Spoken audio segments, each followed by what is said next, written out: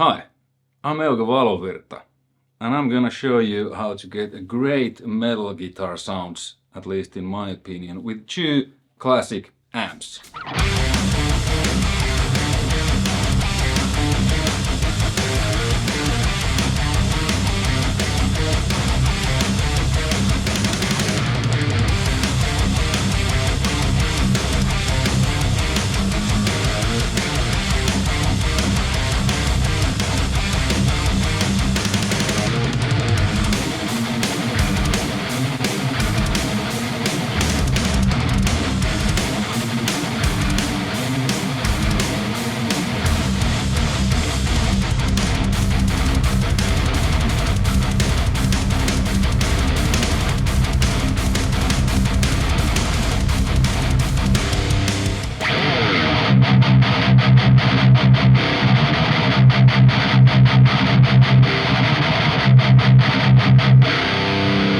150 and JCM800.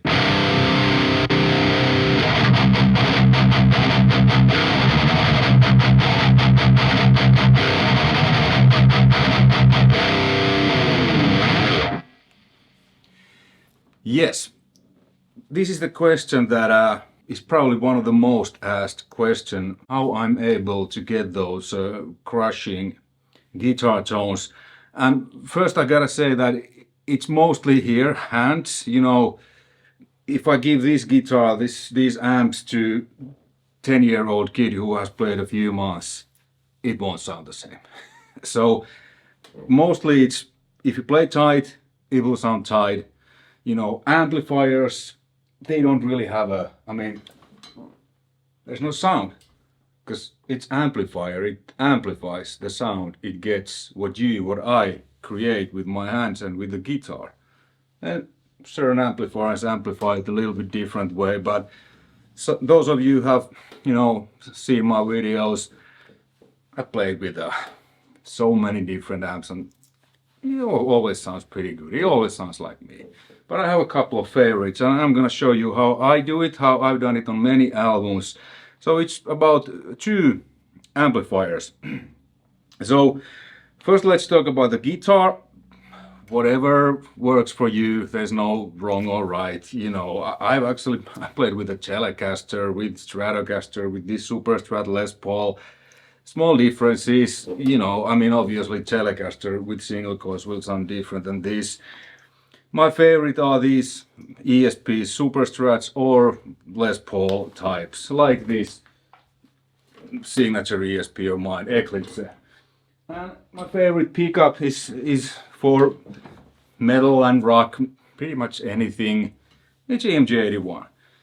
To me, it really, you know, gives the character of the guitar comes through. So like all of my Eclipses, they're basically the same, but they sound different with EMGs. I've tried them with passives, just fun, and I felt I couldn't hear the guitar as much. So I know, I've read this too, that people say that yeah, you put an EMG on a, you know, whatever guitar, it will sound the same.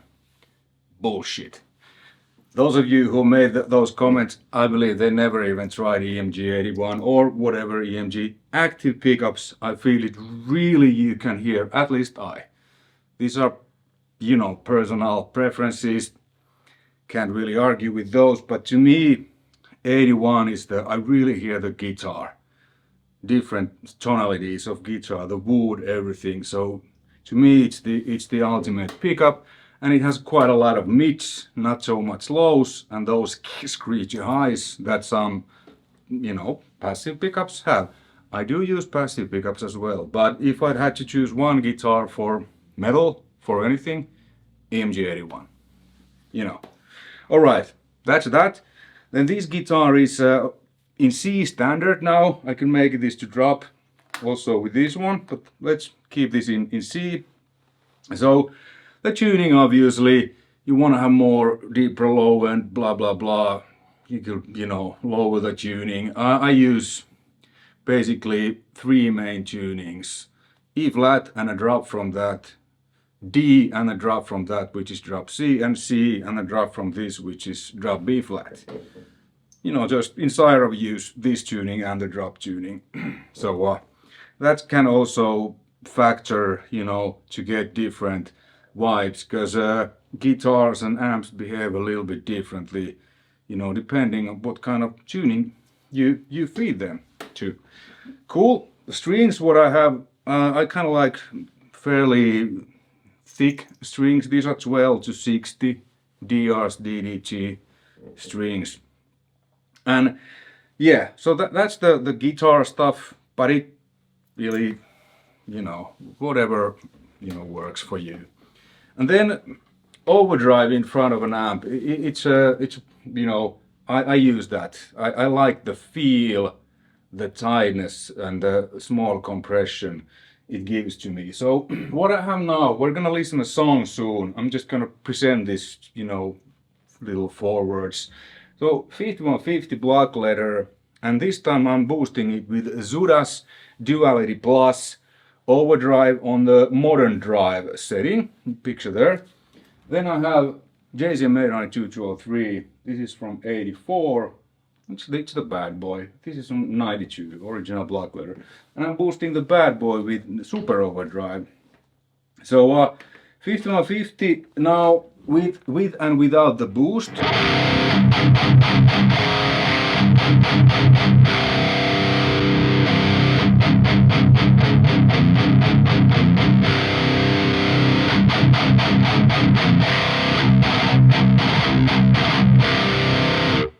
I set the gain fairly low. I like set the amps, even though it's a high gain amp, but fairly low gain, and then I'm pushing it into overdrive with overdrive pedal.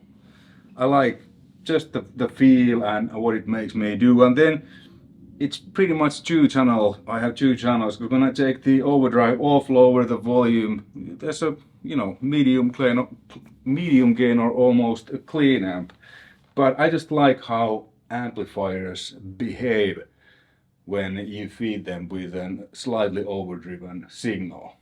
Push the front end, so to say. Okay, then the 800 with and without super overdrive.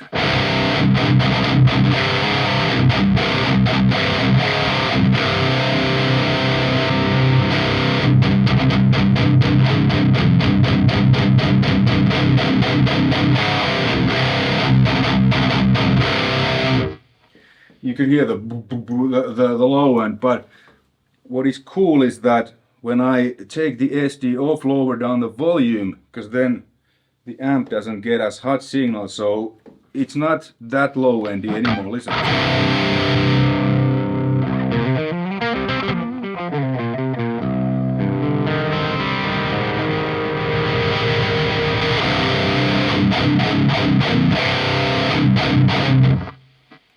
That's just the way I like it. Strong recommendation if you haven't tried an overdrive in front of an amp.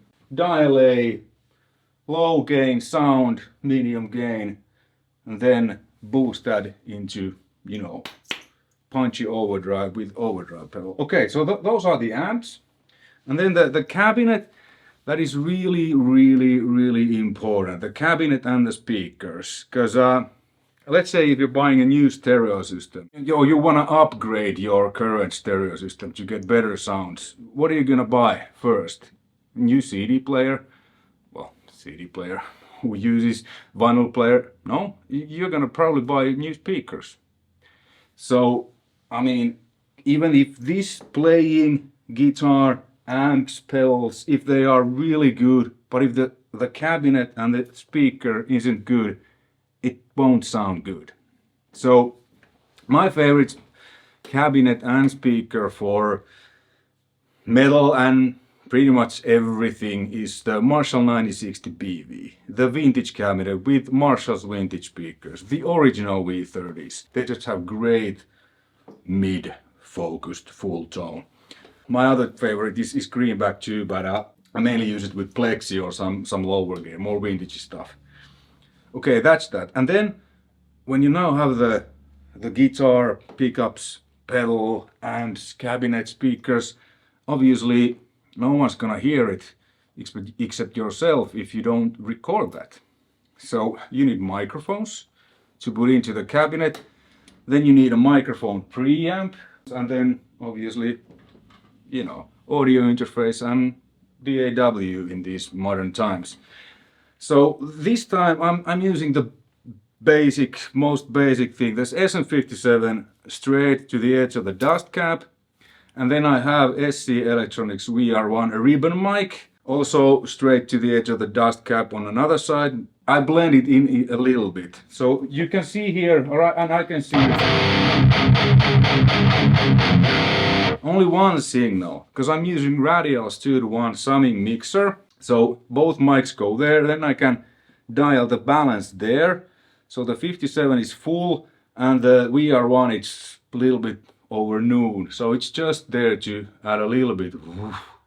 It captures the kind of the cabinet, like how it sounds when you're in front of it. It captures that really well, whereas SM57 is really like in your face, kind of upper mid. It captures that bite, and the VR1 kind of that cabinet experience, if you will. So that's the thing. Mostly what you hear is the SM57, and that there is the VR1. And then they go into Warm Audio's WA412 mic pre. So mic pre is also quite important, because I'm driving the mic pre pretty hard. It's not red, it's yellow, but I mean it's analog. If it goes red, it doesn't matter, it just starts to distort a bit more. So you get this. I mean, for me to compare it, I would need to take those out and blah blah blah, but it adds this nice kind of this hard to explain, but it adds something. It's really fast. I like that actually a bit more with guitars, especially with these metal guitars, than your classic Neve preamp. This WA412, it's like an API, it's a copy of API preamp. You know, API, Van Halen, first albums, you recorded those in Sunset Sound, API desks, API, it's a classic American preamp, and when you drive it, it really adds this nice, thick kind of saturation to the signal. So all of those matters. Let me go through the sounds and talk these a little bit. So the Marshall.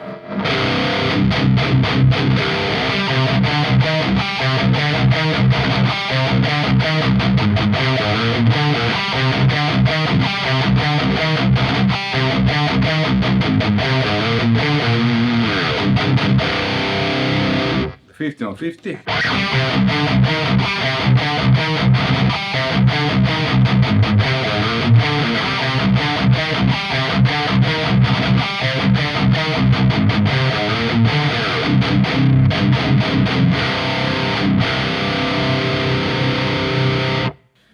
Okay, if we analyze these, Marshall typical, the Bad Boy has really nice like that.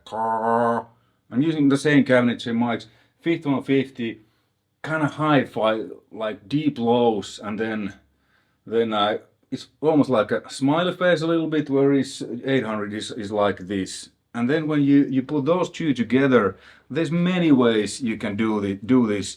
On the track you're gonna hear soon. So what I did is, the first section is 800 on the left, 50-on-50 on the right. I'll put picture there, you can see. Then the second section is 250 150s. The third one is 2 800s, and then again the 800 left, 50-on-50 right. So you hear what two different amps does, and what if you record just you know, with one amp and double it.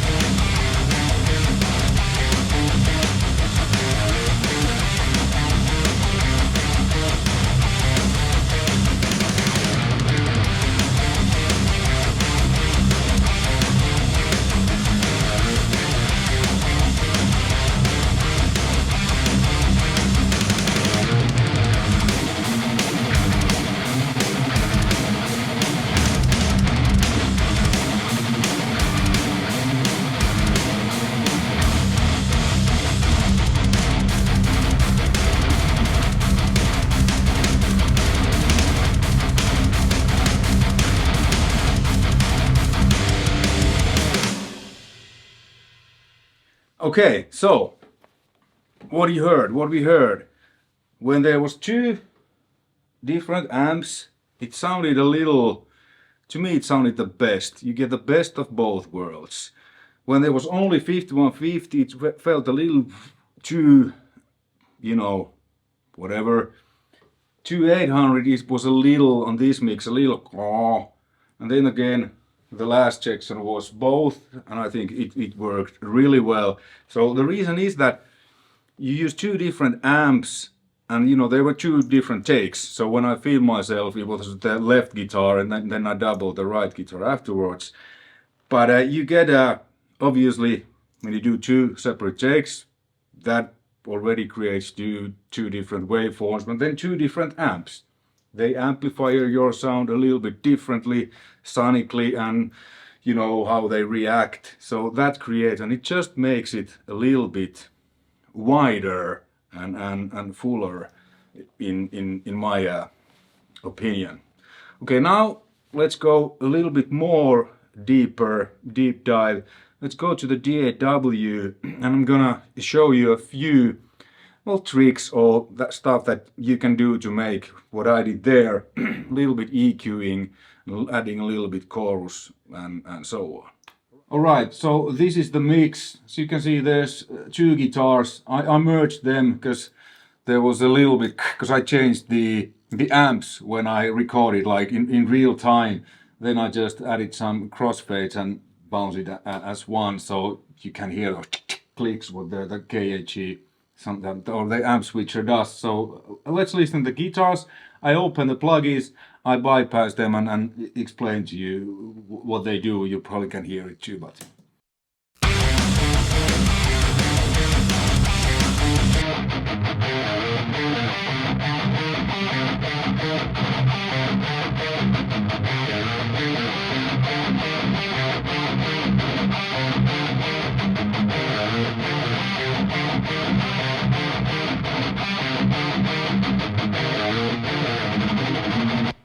So the EQ, like you heard, it smoothens them out just a little bit. So what I did, I boosted 16K with a shelf, so it starts way earlier. It's kind of this, and because of that, I felt that the upper mids were a little bit too emphasized. So I made a small 1.5 dB cut at 360 kilohertz with a pretty narrow Q to get rid of the what this boost does a little, but I really like the kind of the air it adds. Then I added a little bit 100 hertz, 2 dB, and that made the low mids a little boomy, so I cut it again a little bit around 260 hertz with a quite narrow Q, and that's the EQ. And then there's a high cut at 10K, low cut at 60 hertz. Okay, then let's listen more.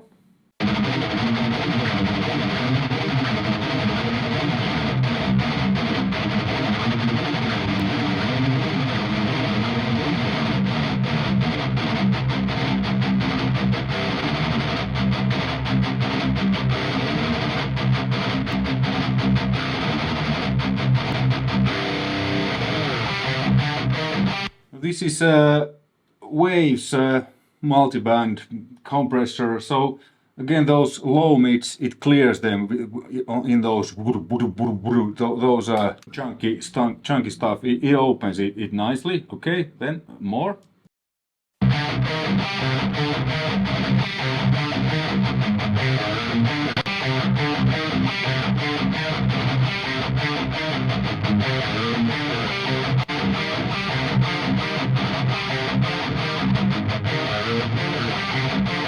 This is OX Sound Sooth. It's dynamic EQ, like intelligent. So it just removes tiny amount of those some hard stuff in there. Really cool. You know, it's a guitar spike. I think this is not a Get Good preset. It just works. Then Pro Q.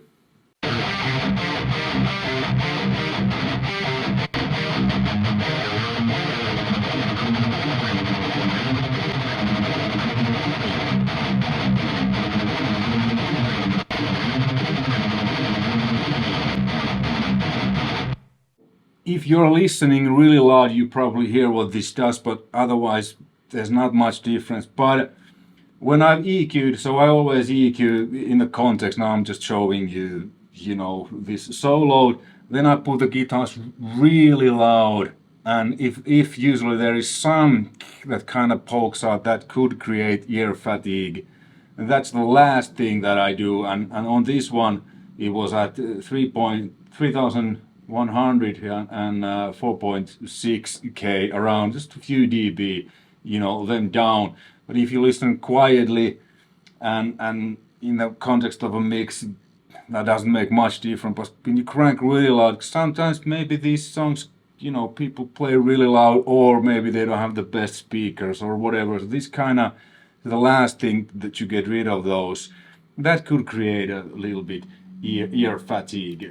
So now let me bypass this all in the context. This I need to bypass the EQ because I have trimmed it a little bit so it doesn't, you know, hit too hard.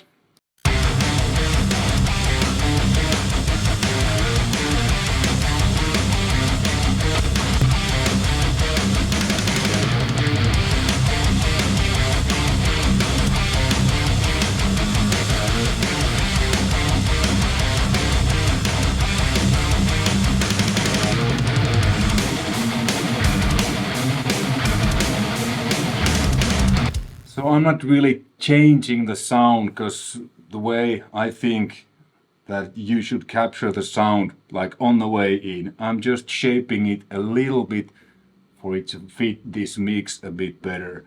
But like you heard, I'm not really changing it, just, you know, attenuating certain frequencies, boosting some, so that it fits this mix better. Then other thing, or two things I pretty much always do. So as you see, here is send. So here is a send to Dimension D. It's a plugin, this time Arturias. And let me play this solo, what that does.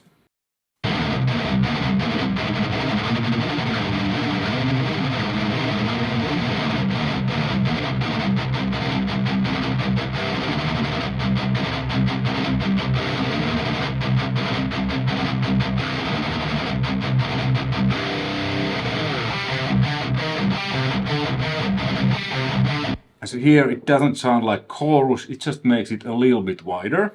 Cool. Then another thing that I make stuff a little bit bigger is a room reverb. And as you can see, it's barely on. This is at 0 because I'm setting other stuff to the Diamond CD, like a bass. Let's check out this one.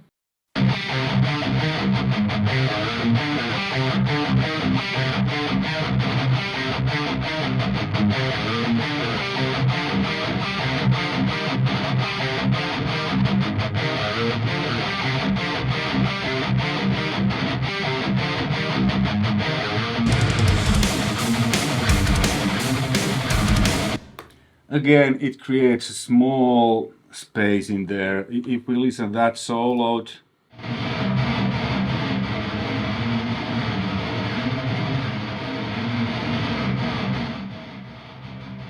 so it's pretty much like my room mic. Cool. And then, you know, if we listen these now, the both and 5150 and both JCM800, so it creates a difference.